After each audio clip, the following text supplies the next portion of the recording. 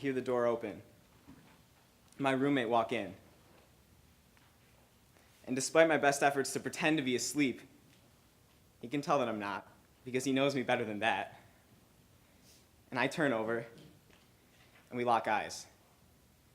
And he asks me how my day was. Without pause, I start to respond to say that it was fine, but how could my day be fine when my brain starts to scream an entirely different narrative? How could it be fine when the comment that was made at lunch has been growing weightier and weightier till it sits on my chest like an elephant that just won't move?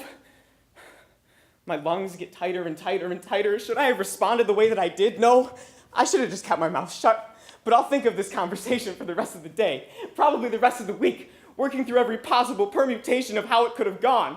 My brain screams because the grade I got on my exam might prevent me from receiving my marks, and if this exam is 20% and the next one is 25, and when the final is 25, was my participation satisfactory enough? And will I be successful? Will people be proud of me? And I just should have circled D.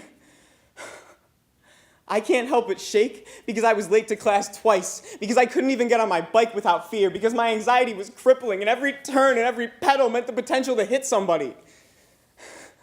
I shake every time I'm invited to a party because I desperately want to go, but the fear of finding myself in a new place with new surroundings is just completely paralyzing.